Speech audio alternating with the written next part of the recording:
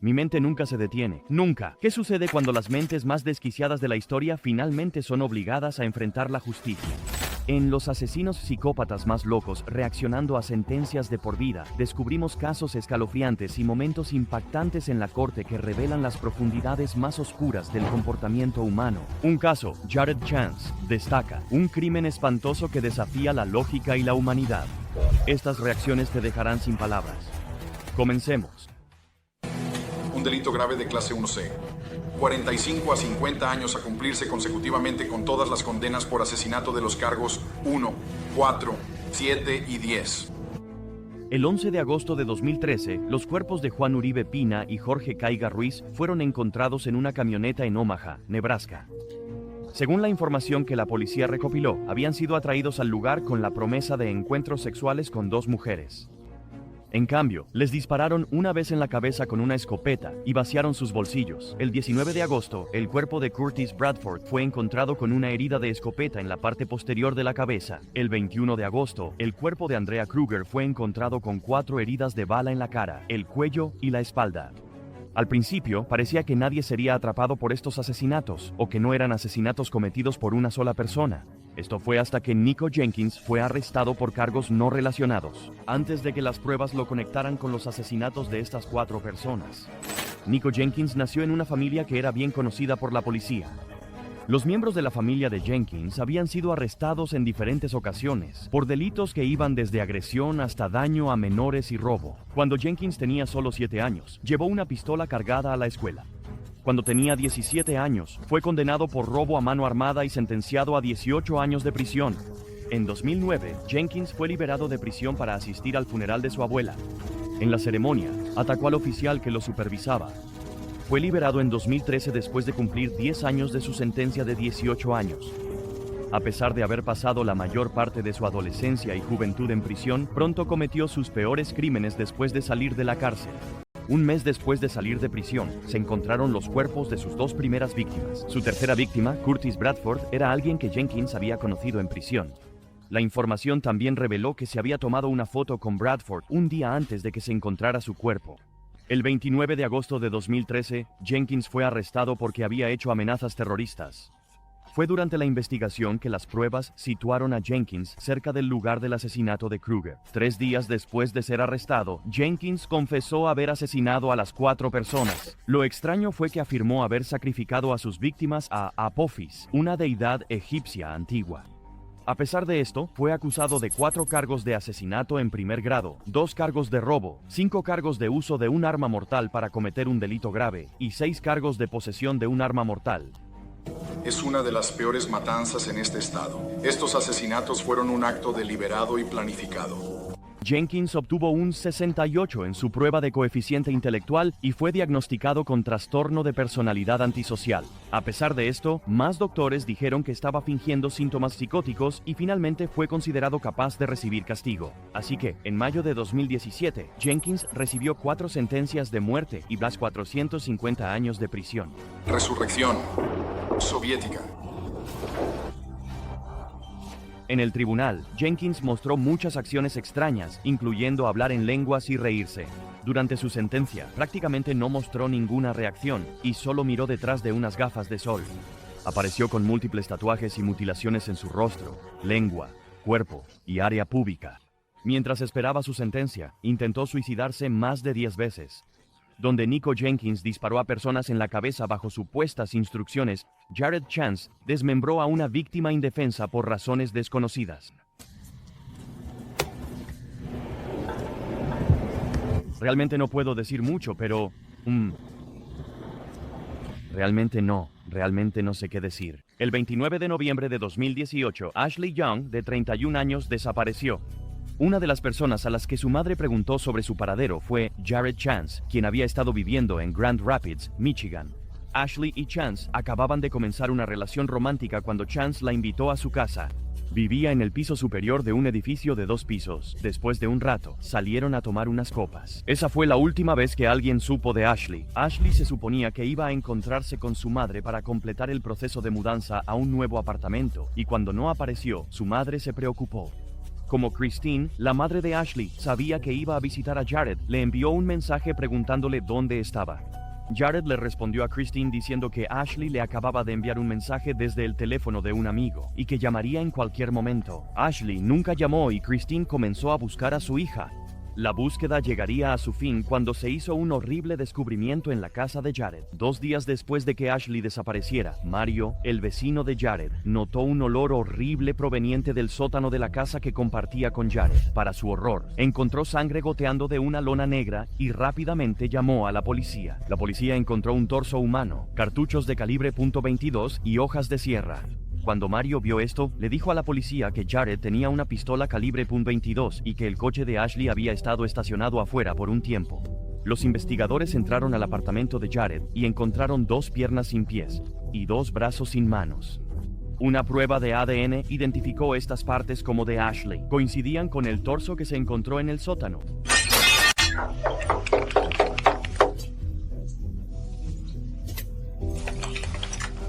Está bien, la lona está sobre las escaleras, en las últimas 3 escaleras.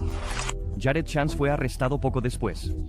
Pronto, sus padres también fueron detenidos, después de que se encontrara una cortina de ducha ensangrentada y la sangre de Ashley en su coche. Jared había pedido la ayuda de sus padres después de matarla y desmembrarla. Parecía que lo acompañaron para deshacerse de su cabeza, manos y pies. Estas partes nunca fueron encontradas. Aunque a Jared se le ofreció una sentencia mínima, se negó a hablar sobre lo que le hizo a Ashley o dónde estaban el resto de las partes de Ashley. ¿Qué le pasó a Ashley Young? No puedo, ni siquiera puedo hablar de eso. ¿No puedes hablar de ello porque estás muy emocionado o...? Simplemente no puedo. Bueno, Jared se negó a hacer cualquiera de estas cosas, así que fue acusado de asesinato y desmembramiento de Ashley Young. En el tribunal, Mario contó su historia. Arriba, en las escaleras, hay una lona tirada allí y es como, hay un chorro de sangre sobre ella. Jared Chance fue sentenciado a un mínimo de 100 años hasta un máximo de 200 años en prisión. Ahora, 7 días a la semana. 7. Mi mente nunca se detiene. Nunca. La madre de Ashley estaba llena de rabia mientras daba su declaración de impacto de la víctima. Jared se quedó inmóvil mientras ella hablaba. Los padres de Jared también fueron sentenciados a 45 días de prisión. Aunque parece que la acción de Jared Chance estaba destinada a una persona, Darrell Brooks cometió el mayor atropello y fuga de la historia. Señor Brooks, no me interrumpa o será trasladado a la otra sala del tribunal. Y ahora quiere sentarse aquí e intentar añadir algo que, sabe con certeza, nunca sucedió. El 21 de noviembre de 2021, Darrell Brooks condujo un SUV a través de un desfile navideño anual en Wisconsin. Mató a 6 personas e hirió a otras 62. Antes del ataque, Darrell ya tenía un extenso historial criminal que se remontaba a 1999. Brooks había sido sentenciado a 2 años de cárcel cuando tenía solo 17 años por agresión. También fue diagnosticado con trastorno bipolar. El día del ataque, Brooks condujo un SUV rojo hacia el desfile navideño y atropelló a varias personas mientras el evento se transmitía en vivo. En un intento por detenerlo, un oficial de policía disparó al vehículo, sin éxito. El objetivo de Brooks era atropellar a tantas personas como fuera posible, por lo que se movió en un patrón de zigzag a través del recorrido. Mató a 5 mujeres, un hombre y un niño de 8 años. Darrell Brooks fue arrestado más tarde ese día. Pronto fue acusado de 6 cargos de homicidio intencional en primer grado, 61 cargos de poner en peligro la seguridad de manera imprudente en primer grado, y 6 cargos de atropello y fuga causando la muerte. Su juicio comenzó pronto. En una audiencia previa al juicio, Brooks solicitó representarse a sí mismo. Durante su juicio, Brooks se declaró ciudadano soberano, diciendo que no consentía ser reconocido por su nombre. Varias veces, Brooks fue sacado de la sala del tribunal porque se negó a cumplir con el decoro. Continuamente se metía en discusiones acaloradas con el juez y se negaba a cumplir con las instrucciones. Además, hoy no lo soy, porque eso es una mentira. Quieres dejar constancia y no ser preciso, así que seamos precisos. En el registro, ya que crees que sabes tanto. Darrell mantuvo este comportamiento durante todo el proceso de su juicio. Se declaró no culpable de todos los cargos que se le imputaron. Un año después de esta horrenda sentencia, Darrell Brooks fue sentenciado. Un jurado encontró a Brooks culpable de los 76 cargos derivados del ataque, incluidos 6 cargos de homicidio intencional en primer grado con el uso de un arma peligrosa. Nosotros, el jurado, encontramos al acusado, Darryl Lee Brooks, culpable de homicidio intencional, en primer grado, según se le acusa en el segundo cargo de la información. ¿Cometió el acusado homicidio intencional, en primer grado mientras usaba un arma peligrosa? Respuesta: sí. Mientras recibía su veredicto de culpabilidad, Brooks tenía la cabeza entre las manos, pero no mostró otras reacciones visibles. Su sentencia fue diferente. Durante su sentencia final, interrumpió al juez varias veces, a pesar de las advertencias le dieron. Finalmente tuvo que ser retirado de la sala del tribunal. Detener, ahora. Y trata de añadir algo que, sabes, nunca sucedió. Quieres sentarte aquí y hablar sobre quién tiene gracia y todo eso. Estás hablando de alguien con 5 hijos de los que no tiene custodia.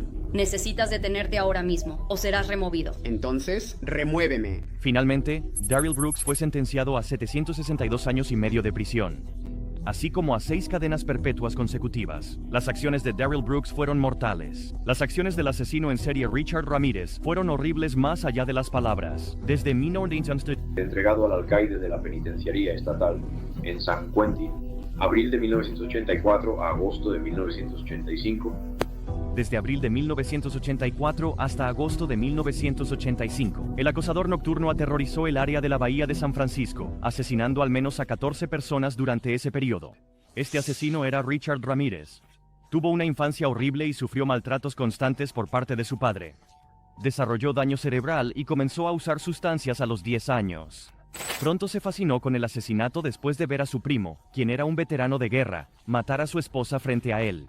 Cuando Ramírez se mudó al área de la bahía, a menudo entraba a las casas para robar y así mantener su adicción a las sustancias. Pronto comenzó a cometer crímenes más horribles. El 10 de abril de 1984, Ramírez asesinó a Mae Young, de 9 años, en el sótano de su edificio de apartamentos. Golpeó, estranguló y violó a la pequeña antes de apuñalarla hasta la muerte. Luego colgó su cuerpo de una tubería con su blusa. Este fue el comienzo de muchos asesinatos. Entre junio de 1984 y agosto de 1985, Ramírez disparó y mató al menos a 9 mujeres, otras 10 mujeres, y robó más de 20 casas. También disparó y mató al menos a 20 personas en total, durante su ola de asesinatos como asesino en serie. Tenía una amplia variedad de armas, incluyendo pistolas, varios tipos de cuchillos, un machete, una llave de cruz y un martillo de garra. Golpeó, pistol whipped, y estranguló a muchas de sus víctimas, tanto con sus manos como, en un caso, con una ligadura. Pisoteó al menos a una víctima hasta matarla mientras dormía, y torturó a otra electrocutándola con un cable eléctrico vivo. Ramírez fue identificado pronto después de intentar un robo. Después de obtener un molde de la huella y la huella dactilar de Ramírez de un Toyota robado, su foto policial fue publicada al público. El 30 de agosto de 1985, Ramírez tomó un autobús hacia Tucson, Arizona, para visitar a su hermano, sin saberlo. Se había convertido en la noticia principal en prácticamente todos los periódicos importantes y programas de noticias de televisión en California. Cuando finalmente se dio cuenta de que era buscado, intentó robar un coche y escapar. Sin embargo, fue capturado, severamente golpeado y retenido hasta que llegó la policía y se lo llevó. En los delitos de asesinato en primer grado, el jurado emitió veredictos de circunstancias especiales, alegando la información del Código Penal de California, sección 192. Fue acusado de 13 cargos de asesinato, 5 cargos de intento de asesinato, 11 agresiones sexuales y 14 robos. El 7 de noviembre de 1989 fue condenado a muerte en la cámara de gas. En el tribunal parecía sin remordimientos, incluso juguetón. 5258. 911 13 20 24. Mientras lo llevaban dijo algo extraño. Dijo, gran cosa. La muerte siempre iba con el territorio. Nos vemos en Disneylandia. El juicio costó $1.8 millones, lo que en ese momento lo convirtió en el juicio por asesinato más caro en la historia de California. Mientras Ramírez esperaba el juicio, de alguna manera ganó admiradores que comenzaron a escribirle cartas y a visitarlo. También se casó en 1996. Apeló su sentencia de muerte en 2006 y 2007, pero fueron rechazadas. En 2009, la evidencia reveló que él era responsable del asesinato de su primera víctima. Esta información inicialmente había sido desconocida. Ramírez no sería ejecutado porque murió el 7 de junio de 2013, después de sufrir de linfoma de células B. Su cuerpo fue cremado. Una receta, pobreza, drogas, abuso infantil, estas cosas, ya sabes, contribuyen. a una persona, a la frustración de una persona. En una rara entrevista, habló sobre cómo se forman los asesinos en serie, pero se negó a hablar sobre sus crímenes. A continuación, aunque el horrible crimen de Quentin Smith dejó un impacto duradero, los giros que siguen en su historia son aún más perturbadores. Ese momento en que ha formado un propósito para matar a esos dos oficiales, porque no va a volver a la cárcel. En Columbus, Ohio, el 10 de febrero de 2018, los oficiales Eric Joring y Anthony Tony Morelli respondieron a un incidente de violencia doméstica en Westerville. Una mujer había llamado al 911 pidiendo ayuda antes de colgar. La mujer, que se llamaba Chance, estaba casada con un hombre llamado Quentin Smith. Cuando los oficiales llegaron a la escena del incidente, se descubrió que Quentin Smith había golpeado y estrangulado a su esposa. La había acusado de engañarlo antes de estrangularla hasta que perdió el conocimiento. Cuando ella despertó, llamó al 911 llorando, pero no dijo nada porque tenía miedo de que su esposo la oyera hablando con las autoridades. Cuando los oficiales de policía llegaron, Smith se enfureció porque Chance había llamado a la policía y había tomado las armas que él había puesto en el sofá, y esto provocó una pelea entre los tres hombres. Smith disparó a Joring y Morelli cuando llegaron. Le disparó a Morelli una vez en el pecho, lo que atravesó su corazón y pulmones, antes de disparar a Joring 3 veces en los brazos y la cabeza. Joring murió inmediatamente, y Morelli murió más tarde ese día en el hospital. Smith también recibió 5 disparos, pero sobrevivió. Quentin fue acusado en el tribunal de 2 cargos de asesinato agravado y posesión de un arma. A Quentin se le prohibía tener un arma en el momento en que disparó y mató a los oficiales. Debido a la naturaleza del incidente, el juicio por asesinato de Quentin duró 2 años. Este caso también atrajo mucha atención pública y provocó indignación en personas de todo el país. Tanto el expresidente Donald Trump como el gobernador John Kasich comentaron sobre la brutal manera en que Quentin asesinó a estos hombres. Durante el juicio, uno de los testigos y compañero oficial de policía, Timothy Ray, parecía visiblemente angustiado y luchaba por no derrumbarse. Mientras pasaba por el primer apartamento se escuchó otro disparo. Otra oficial de policía, que fue testigo en la escena del crimen, Stacy Pentecost, no pudo controlar sus lágrimas mientras daba su testimonio ante el tribunal. El oficial Morelli estaba tendido en el suelo, sosteniéndose con el codo. Fue un momento emocional para muchas de las personas presentes en el tribunal. A las familias de Morelli y Joring también se les permitió dar declaraciones de impacto de las víctimas. Este caso se convirtió en el primero donde se permitió a las familias de la víctima dar declaraciones de impacto durante el juicio de un delito capital. El fiscal y el abogado defensor lucharon arduamente en el tribunal para presentar sus casos y argumentos ante el juez y el jurado. Todo se redujo a esas 2 partes porque eran las únicas que podían controlar el resultado del caso. Tenemos un jurado estancado e incapaz de ponerse de acuerdo sobre si las circunstancias agravantes superan los factores atenuantes más allá de una duda razonable. Por la presente, unánimemente, emitimos la siguiente sentencia de cadena perpetua en el cargo 1. Quentin no mostró ninguna emoción cuando el jurado le leyó su sentencia. Aunque era elegible para la pena de muerte, fue sentenciado a 2 cadenas perpetuas consecutivas sin posibilidad de libertad condicional. Independientemente del castigo, esto puso fin a un juicio que duró 2 años. Las víctimas fueron honradas con carreteras dedicadas a su memoria. Si estás indignado por la total falta de remordimiento o emoción de Quentin Smith, espera a ver cómo reacciona Dante Morris a su sentencia. Eso es un cargo por el asesinato premeditado en primer grado de David Curtis. El tribunal impuso la sentencia de muerte. Dante Morris ha sido considerado el asesino de Tampa Bay durante más de 13 años. Morris asesinó a entre 5 y 7 personas entre el 18 de mayo y el 29 de junio de 2010 en Tampa, Florida. Morris había matado a Derek Anderson, de 21 años, Harold Wright, de 25 años, y Rodney Johnson, de 42 años, debido a transacciones de sustancias que salieron mal. Mató a estos hombres entre el 18 de mayo y el 8 de junio. Como tal, Morris se convirtió en un hombre buscado por el Departamento de Policía de Tampa por el asesinato de estos hombres. Apenas 20 días después de haber matado a estos hombres, los oficiales de policía Jeffrey Cobb y David Curtis avistaron a Morris e intentaron arrestarlo porque el coche en el que estaba tenía las placas de matrícula faltantes. Había sido pasajero en un coche conducido por su novia, Courtney Brandley, cuando fueron detenidos por los oficiales en el este de Tampa. Cuando el oficial Curtis intentó verificar el coche, descubrió que Morris ya era buscado por fraude de cheques en Jacksonville. Cuando Curtis descubrió esto, llamó a COCAB para pedir ayuda. Desafortunadamente, cuando los oficiales le dijeron a Morris que pusiera las manos detrás de su espalda, él respondió disparando a los oficiales en la cabeza con un arma oculta, antes de huir de la escena del crimen a pie. Un testigo llamó inmediatamente a la policía, y un gran grupo de ellos comenzó a buscar a Morris. El asesinato había sido grabado en la cámara del tablero del coche patrulla de Curtis Rowe, y fue desde allí que identificaron a Morris. También identificaron a la novia de Morris, quien huyó de la escena, dejando el coche antes de esconderse en un apartamento. Debido a la gravedad de este caso, y a cómo fue lo peor que le había sucedido al Departamento de Policía de Tampa, se organizó una búsqueda a gran escala para encontrar a Morris. La búsqueda de él se convirtió en la mayor cacería humana en la historia de Tampa. 1000 oficiales de 22 agencias fueron desplegados para buscarlo. Otros agentes incluían equipos SWAT, vehículos blindados, equipos caninos y helicópteros con cámaras térmicas, así como funcionarios de la ATF fueron enviados a buscar a Morris. Terminaron registrando alrededor de 300 hogares durante la cacería humana. La recompensa por pistas que condujeran a su arresto se incrementó a 100,000, y el 2 de julio de 2010, Dante Morris fue arrestado en un bufete de abogados en Tampa, antes de ser llevado a una celda aislada. Este caso atrajo una gran atención mediática después de que se transmitiera la cacería humana. Morris fue llevado a juicio por una serie de delitos. Fue acusado de 4 cargos de asesinato agravado, resistencia al arresto, intento de robo a mano armada, fuga, robo de automóvil, posesión de drogas y daño corporal peligroso.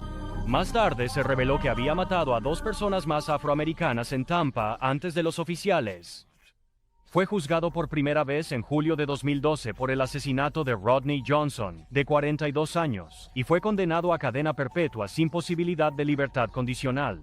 En noviembre de 2013, finalmente fue juzgado por el asesinato de los oficiales COCAB y Curtis. Condenarlo tomó solo 4 horas porque había pruebas del asesinato en la cámara del tablero. Durante el juicio, la esposa de Jeffrey COCAB, Sarah COCAB, dio una declaración de impacto de la víctima y habló sobre cómo Morris le quitó a su esposo. Fue aún peor para ella porque Jeffrey y Sarah estaban esperando un bebé. Un mes después de que Morris asesinara a los oficiales, su hija nació muerta, y esto hizo que la voz de Sarah temblara mientras hablaba. Simplemente no puedo, realmente no puedo imaginar que ellos estén en absoluto. Dante, la tía de Morris, también fue llamada al estrado, y lloró incontrolablemente mientras decía que creía que Morris era culpable de estos crímenes. Ese es el segundo cargo por el asesinato premeditado en primer grado de Jeffrey COCAB sea condenado a muerte. El jurado lo condenó por doble asesinato y en mayo de 2014 fue sentenciado a muerte. Morris no mostró ninguna reacción mientras el jurado leía su sentencia. Recibió 2 penas de muerte más entre 2014 y 2015, cuando fue trasladado al corredor de la muerte por el juez William Dante. Al menos Dante Morris no emboscó y mató a policías de manera brutal y dolorosa como este desgraciado. Según la fiscalía, estas fueron ejecuciones. Ambas víctimas fueron disparadas múltiples veces, pero Elliot Knox afirma que no tuvo nada que ver con los tiroteos. El 16 de diciembre de 2021, 2 personas fueron asesinadas con pocas horas de diferencia en Baltimore antes de que terminara el día. La primera víctima fue la oficial de policía Keona Hawley, quien había sido un miembro activo del Departamento de Policía de Baltimore. El segundo fue Justin Johnson, de 27 años. Ambas víctimas fueron disparadas y asesinadas en lo que se llamó un asesinato por emboscada. El perpetrador, Elliot Knox y Trayvon Shaw. La parte más desconcertante de este caso fue que parecía no haber un motivo para los asesinatos que estos 2 cometieron. El día de los trágicos asesinatos, Keona Hawley estaba sentada en su coche patrulla en Curtis Bay cuando fue disparada múltiples veces desde diferentes ángulos. Apenas 90 minutos después, los hombres se dirigieron a Yale Heights y dispararon a Johnson 6 veces en la espalda, mientras él también estaba sentado en su coche. Polly fue colocada inmediatamente en soporte vital debido a la gravedad de sus heridas, pero desafortunadamente murió 8 días después, el 23 de diciembre. La búsqueda de un sospechoso comenzó, y finalmente, las pruebas de seguridad, cámaras, vigilancia, teléfonos celulares y ADN situaron tanto a Knox como a Shaw en la escena de ambos tiroteos. Más tarde, durante la investigación, se encontraron 2 armas en la casa, una de las cuales se utilizó para matar tanto a Holly como a Johnson. Knox fue arrestado poco después y fue acusado en el tribunal de 2 cargos de asesinato en primer grado y 2 cargos de conspiración para cometer asesinato. Más tarde, la fiscalía reveló que el motivo detrás del asesinato de Johnson era que le debía a Shaw $100. Knox hizo un testimonio impactante que dio la impresión de un motivo. Knox le dijo al tribunal y a la familia de la víctima que Shaw afirmó que Holly era miembro de la Black Guerrilla Family, una pandilla infame, y que la pandilla quería eliminarla. Según Knox, Holly y más de 100 oficiales de policía de Baltimore habían formado una alianza ilegal con la BGF, y a menudo le daban a la BGF nombres e identidades de traficantes de sustancias en Baltimore para que los robaran. También afirmó que los oficiales tomarían sustancias y armas de los traficantes para usarlas como accesorios, para que el programa Safe Streets del alcalde de Baltimore pareciera más efectivo y relevante. Sin embargo, la hermana de Kennison Hawley, la Wanda Sykes, dijo que esto era una mentira y que no había manera de que Hawley fuera miembro de una pandilla. Estas acusaciones descabelladas también fueron desestimadas por el jurado porque consideraron que era difamación. La evidencia también mostró que Elliot debió haber estado más cerca del coche patrulla de Hawley cuando él y Shaw la asesinaron. El padre de la segunda víctima de Knox, Harold John, dijo: "Desearía que hubiera otra forma de penalizar a estos tipos porque Justin y el oficial Hawley se han ido. Y la cuestión es que el contribuyente tiene que pagar la factura por estos tipos por el resto de sus vidas, y desearía que hubiera otra forma de penalizarlos". Justin John, de 27 años, era padre de 5 hijos antes de ser asesinado por Knox. Se informó que el fiscal dijo lo siguiente después de la sentencia de Knox. El abogado, Ivan Bates, dijo: "La sentencia de hoy a Elliot Knox transmite un mensaje inequívoco de que los actos de violencia que han afligido a nuestras comunidades no serán tolerados. Esta sentencia asegura que el señor Knox nunca podrá dañar a nadie en Baltimore nuevamente". En otro juicio, la fiscalía le dijo al jurado que los 2 hombres habían apuntado a Holly y la ejecutaron. Según él, sabían quién era y dónde estaba, así que la asesinaron mientras trabajaba. De hecho, una de las cosas más importantes que queremos saber es por qué sucedió esto. No descansaré, no estaré satisfecho hasta saber quién. Y por qué esto le fue hecho a mi hermana. En marzo de 2024, Knox fue sentenciado a 2 cadenas perpetuas consecutivas por el asesinato de las 2 víctimas. Se dijo que sus emociones variaron desde la desafiante hasta la acusatoria. Según se informa, seguía intentando evitar asumir la culpa y trataba de justificar sus acciones. Le dijo al tribunal, con la ayuda de su abogado, que solo había sido un cómplice porque Shaw le había dicho que escondiera las armas. Esto no impidió que el jurado lo sentenciara a cadena perpetua sin posibilidad de libertad condicional. Bueno, después de que matamos a este oficial de policía, crucemos la ciudad y llevémonos al hijo de alguien. Nadie se despierta por la mañana y piensa esas cosas. Alguien los envió a hacerlo. Después de la sentencia, la hermana del oficial Hawley dijo que todavía necesitaban saber la razón detrás del asesinato de su hermana. Insistió en que no descansaría hasta saber quién ordenó su muerte y por qué. A continuación, nos dirigimos al inquietante caso de Kelsey Turner. Su crimen sorprendió a muchos, ya que reveló un lado oscuro que pocos podrían haber predicho. Judy estaba preocupada por esta mujer. Kelsey Turner, modelo de Playboy, y Maxime, de 25 años. Judy dice que Kelsey estaba extorsionando dinero al Dr. Burchard. Kelsey Turner fue una vez una figura prominente en la industria del modelaje para adultos, apareciendo en las portadas de Playboy Italia y Maxim, y acumulando un considerable seguimiento en las redes sociales. Pasaba su tiempo entre Salinas, California y Las Vegas, Nevada, trabajando para construir su carrera. Sin embargo, como la industria del modelaje resultó ser muy impredecible, las oportunidades comenzaron a escasear, y Turner enfrentó importantes dificultades financieras. Para este momento también era madre soltera. Burchard tenía un historial de ayudar a otros y de relacionarse con chicas jóvenes y atractivas que conocía en línea, como Kelsey. Eso según su amigo, quien no quiso ser identificado. A finales de la década de 2010, Turner entró en un acuerdo financiero con el Dr. Thomas Burchard, un psiquiatra infantil de 71 años. Durante varios años, Burchard le proporcionó más de $750,000, cubriendo gastos como el seguro de su auto y el alquiler de su casa en Las Vegas. Según Judy Erb, la prometida de Burchard, muchas personas pedían la ayuda del doctor, pero Kelsey era diferente. Judy afirmó que Kelsey a menudo solicitaba dinero bajo el pretexto de necesitarlo para la medicación de su hijo u otras emergencias. Judy Erb, su novia durante 17 años, estaba de regreso en su casa en California y sintió el doctor estaba en problemas. A principios de 2019, Judy, quien sospechaba que Burchard estaba experimentando las primeras etapas de la demencia, le instó a terminar la relación. Burchard estuvo de acuerdo y planeó confrontar a Turner el 1 de marzo de 2019 para decirle que ya no le proporcionaría apoyo financiero. Nunca regresó de ese viaje. Quizás solo regrese a casa en el próximo vuelo. Judy Erb reportó la desaparición de Burchard, lo que provocó una investigación. El 7 de marzo, la policía descubrió el Mercedes-Benz abandonado de Burchard en el desierto de Las Vegas. Dentro encontraron sangre, guantes y un bate de béisbol. El maletero contenía un cuerpo envuelto en sábanas, identificado como el Dr. Burchard, mediante una tarjeta de crédito encontrada en la escena. Durante la autopsia, el médico forense dijo que Burchard había muerto por traumatismo contundente, su muerte como un homicidio. Repetidamente que estos no son, ya sabes, las personas con las que, el tipo de personas con las que quieres asociarte. Los detectives entrevistaron a Judy, quien compartió detalles sobre los planes de Burchard de cortar lazos con Kelsey. Cuando registraron la casa de Kelsey, encontraron evidencia de sangre y un intento de limpiar la escena.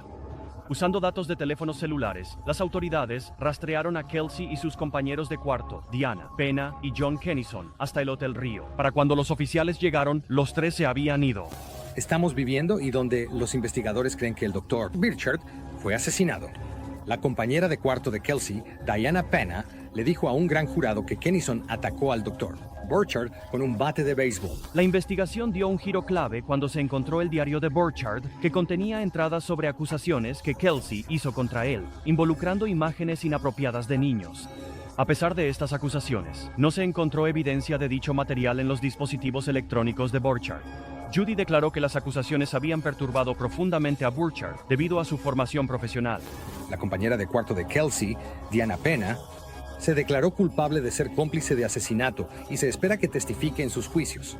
Kelsey, Diana y John fueron finalmente localizados. Las huellas dactilares del coche de Burchard coincidían con las de Diana y John.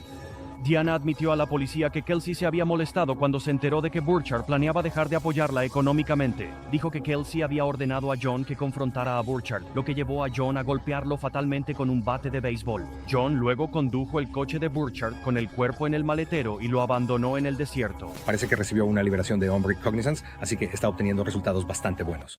Tratamiento preferencial aquí. Y va a ser interesante ver si el jurado piensa de hecho que ella podría ser la mala persona.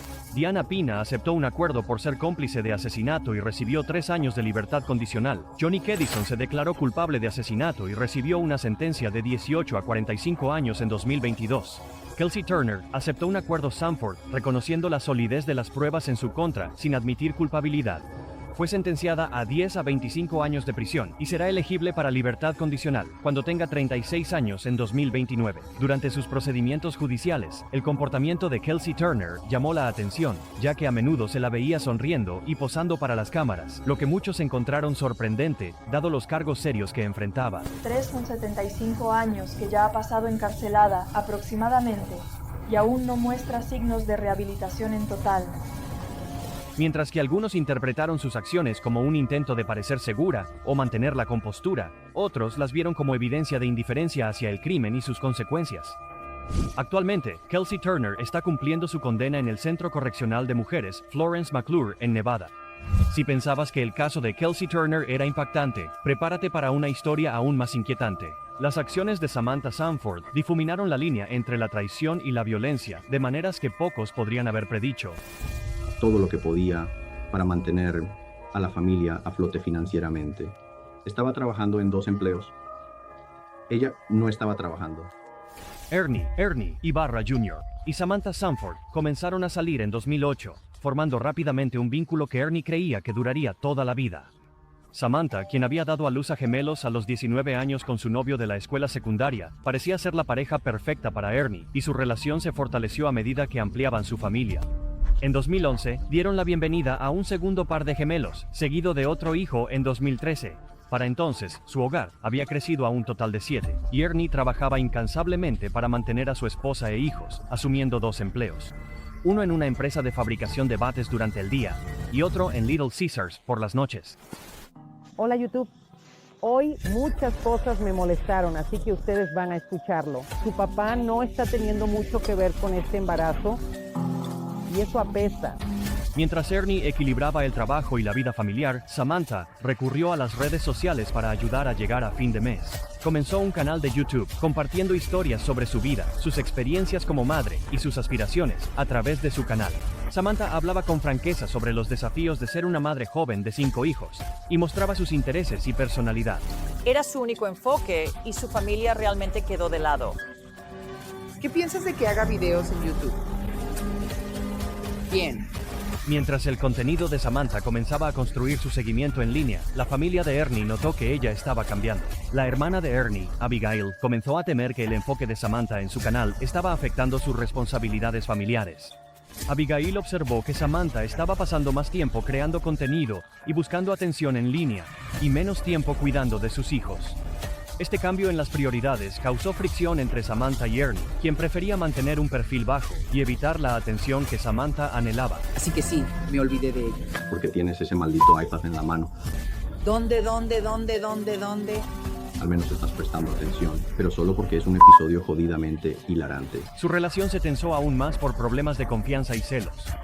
La pasión de Ernie por los videojuegos se convirtió en un punto de discordia cuando Samantha descubrió que el avatar en línea de Ernie se había casado con un personaje femenino. Este incidente enfureció a Samantha, quien sentía que Ernie aún no le había dado el compromiso de un anillo de compromiso, a pesar de sus 5 hijos y años de relación. A pesar de estos desafíos, Ernie le propuso matrimonio a Samantha en 2014, y la pareja intentó seguir adelante. Los agresores. Eso proporciona una nueva pista. ¿Le escuchaste decir algo más, además de lo que nos dijiste? Dijeron que era por su papá. Y luego... ¿Por su papá? Sí. Está bien. Sin embargo, el 20 de febrero de 2015, todo cambió.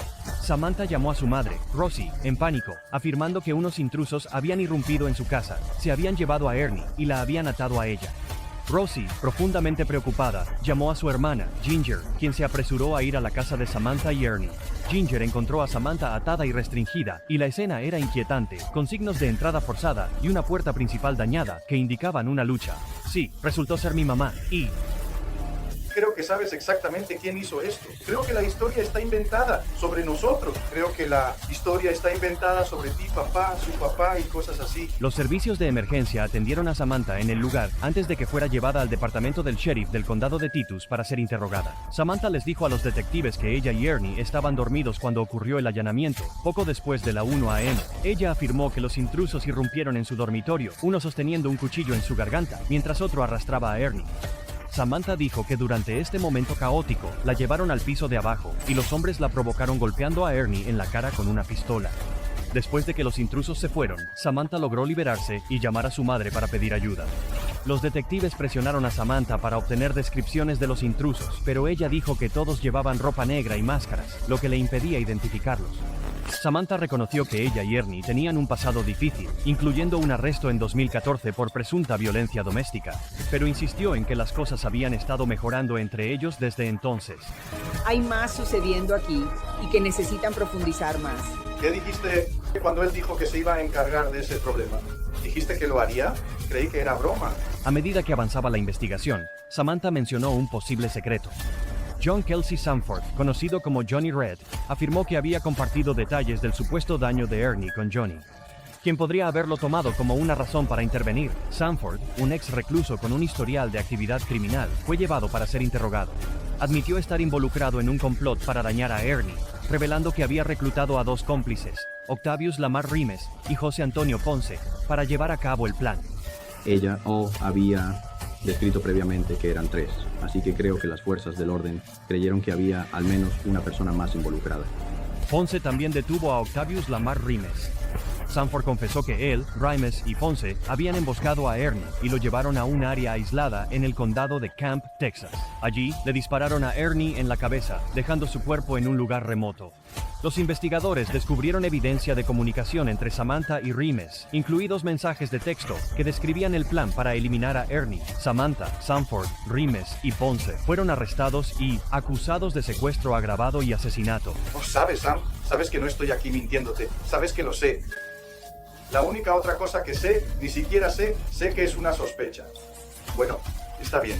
En abril, Sanford y Ponce se declararon culpables y fueron sentenciados a 50 años de prisión. El juicio de Rimes comenzó en diciembre y fue declarado culpable de todos los cargos, recibiendo una sentencia de 93 años.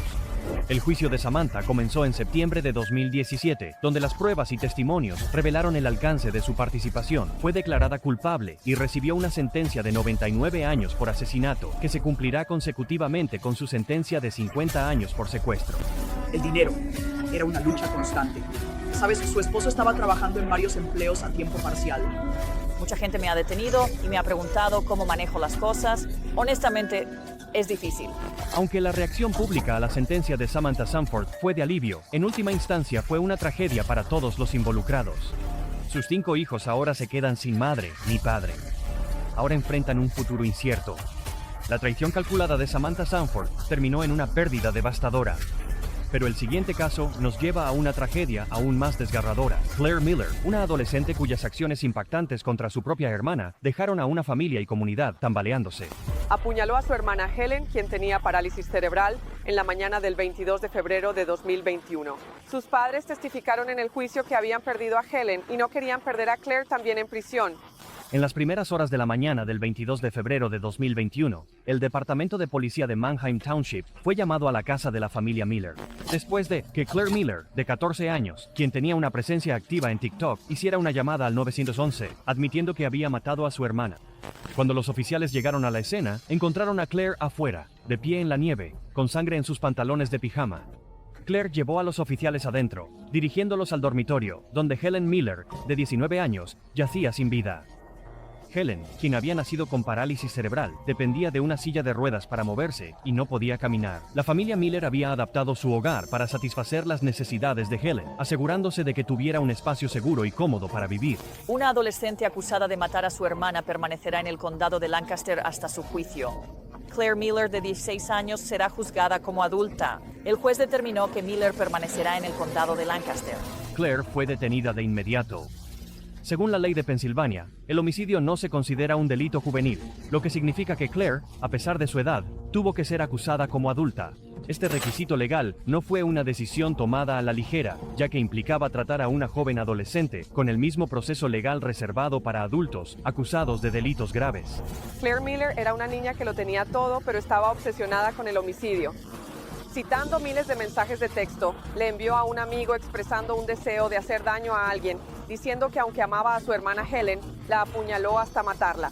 El proceso legal que siguió se centró mucho en la salud mental de Claire. Se determinó que estaba experimentando una crisis de salud mental en el momento del incidente. En Pensilvania, el asesinato en tercer grado se define como una muerte no intencional que resulta de acciones imprudentes o depravadas.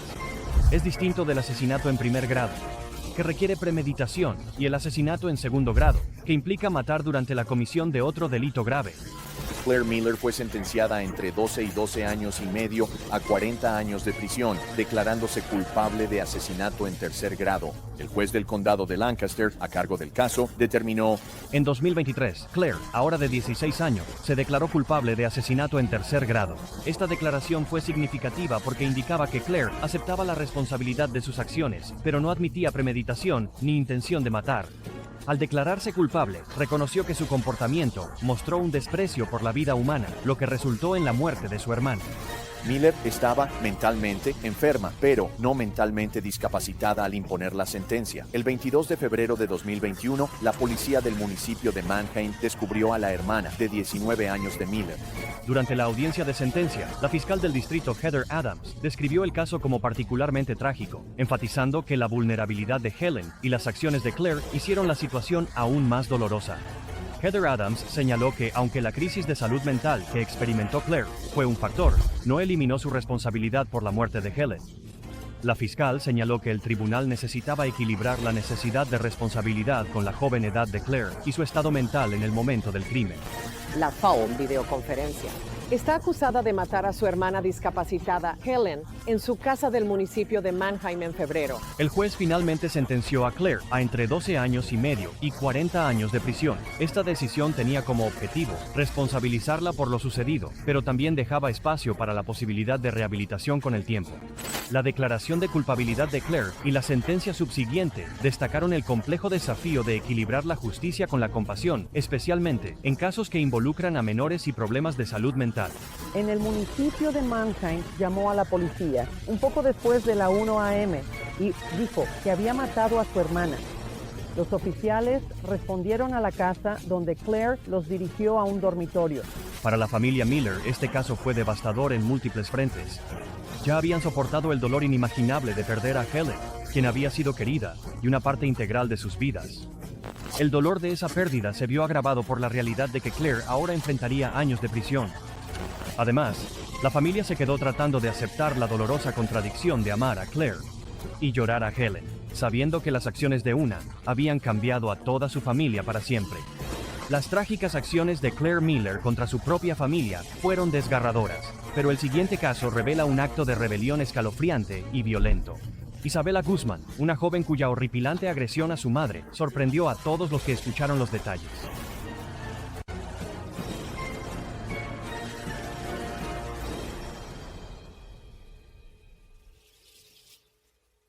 En 2013, en la tranquila comunidad suburbana de Aurora, Colorado, Isabella Guzmán, una adolescente de 18 años aparentemente ordinaria, asesinó a su madre, Junmi Hoy, en un acto de violencia tan horrendo que dejó incluso a los investigadores más experimentados atónitos. Junmi Hoy, una madre de 47 años, fue apuñalada más de 70 veces en un ataque tan frenético. Dejó 79 heridas en su cuello, rostro y torso. El crimen no solo fue trágico, sino profundamente inquietante. Y que su madre estaba lo suficientemente preocupada como para llamar a la policía el 28 de agosto. Vinieron a la casa y le dijeron a Isabella que su madre podría echarla por su comportamiento. Parecía calmarla.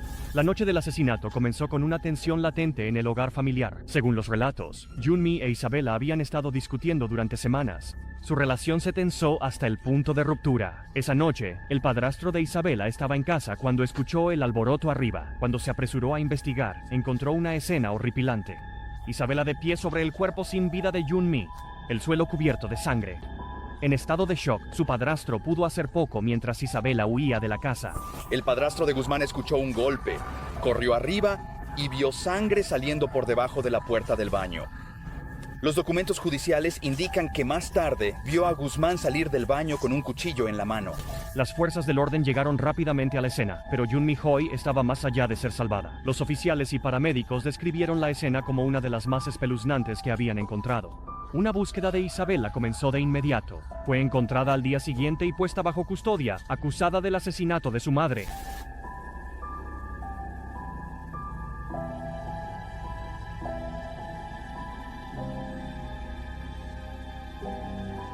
A medida que se desarrollaban los detalles del caso, la historia tomó un giro aún más oscuro y complejo.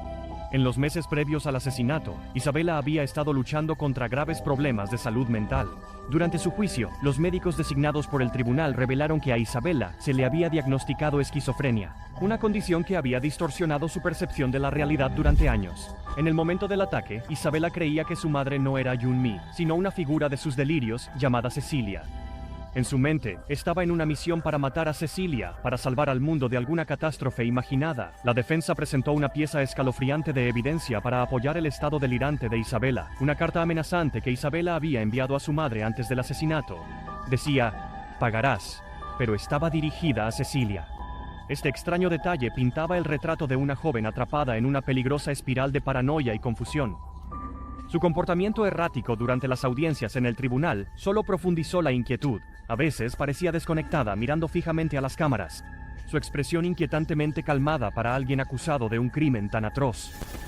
La joven sonrió a la cámara al levantarse y caminar a la mesa de defensa.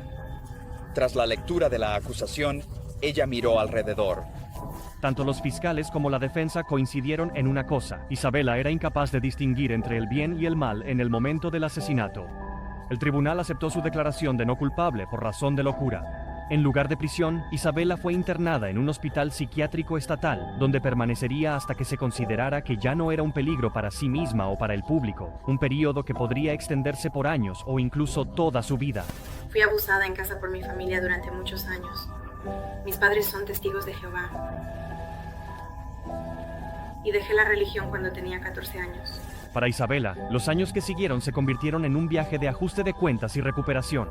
7 años después de su sentencia, rompió su silencio en una entrevista con Rick Salinger, de CBS News. Hablando con una actitud calmada, Isabela expresó su deseo de reintegrarse a la sociedad. Admitió que no había sido ella misma la noche del asesinato y atribuyó a la medicación y la terapia el haberla ayudado a recuperar su sentido de la realidad. Él me preguntó si quería entrar allí y buscar algo de ropa, así que lo hice. El otro paciente se fue y él entró allí y cerró la puerta detrás de él. En la entrevista también compartió un lado más personal de su historia. Isabela afirmó que sus problemas comenzaron mucho antes del crimen, señalando años de agitación emocional y daño dentro de su familia. Describió sentirse cada vez más aislada después de decidir alejarse de la fe de los testigos de Jehová en su adolescencia, una decisión que creó una brecha con su familia. Según Isabela, la falta de comprensión y apoyo en casa solo profundizó sus problemas de salud mental, dejándola vulnerable a las ilusiones que finalmente la llevarían a la violencia. Hasta ahora, Isabela permanece bajo el cuidado del Estado. Su futuro es incierto. Las escalofriantes reacciones en la sala del tribunal de estos asesinos psicópatas exponen las profundidades de su oscuridad, pero hay aún más por descubrir. El próximo video en pantalla se adentra en casos asombrosos que llevan al límite la locura y la justicia. Si pensaste que esto era impactante, espera a ver lo que sigue. No te lo pierdas.